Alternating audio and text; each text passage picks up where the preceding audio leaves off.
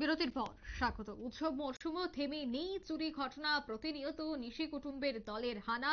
আবারও উদয়পুরে চুরি ঘটনা সংগঠিত হলো। জানা যায় উদয়পুর শহরে একের পর এক চুরির ঘটনায় রীতিমতো নাজেহাল সেখানকার সাধারণ জনগণ। কিন্তু চুরি হয়ে যাওয়া সামগ্রী সহ চোরকে পাকড়াও করতে রীতিমতো ব্যর্থ রাধাকিশোরপুর থানার পুলিশ। লোক দেখানোর স্বার্থে কয়েকদিন পরপর কিছু যুবককে আটক করে আদালতে পেশ করা হলেও কি কারণে একের পর এক চুরির ঘটনা ঘটছে উদয়পুর শহরে, তাদের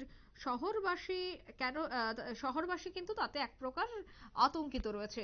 অন্যদিকে যারা একেবারে মূল মাস্টার মাইন্ড রয়েছে, চোর চক্রের যারা মূল মাস্টার মাইন্ড, তাদেরকে পুলিশ কেন পাকড়াও করতে পারছে না সে বিষয়টাও কিন্তু প্রশ্ন রয়েছে।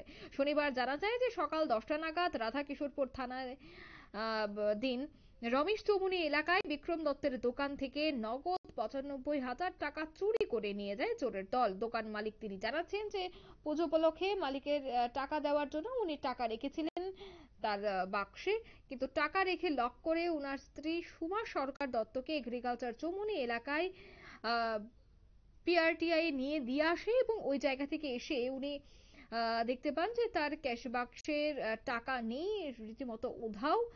জানা গেছে যে 95,000 টাকা নিয়ে যায় চোরের দল। তৎক্ষণাৎ তিনি পুলিশকে খবর দেয়, পুলিশও ঘটনাস্থলে উপস্থিত হয়েছে।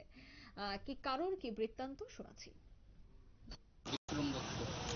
বাড়ি কই? আপনার কি দোকান ছিল? টিনের রমেশ সুমনিতে। কি হয়েছিল? ওই 10টা থেকে 10টার সময় মিসেসের নামাই দিতে গেছিলাম এখানে অফিসে। নামাই দিয়ে একদম তো 20 মিনিটে গেটে কেসটা ভেঙে টাকা দিয়ে গেছে। কত টাকা আসলো? প্রায় 95,000 টাকার মতো।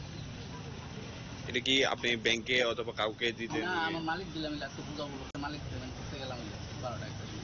আচ্ছা, আনুমানিক কয়টা সময় এই ঘটনা? 10টা 5 থেকে 10টা 20-এর ভিতরে, মানে এই 15 মিনিটের ভিতরে এই ঘটনাটা ঘটছে। থানায় জানিয়েছেন? থানা জানাইছি, থানাতে এসএনটি করেছি।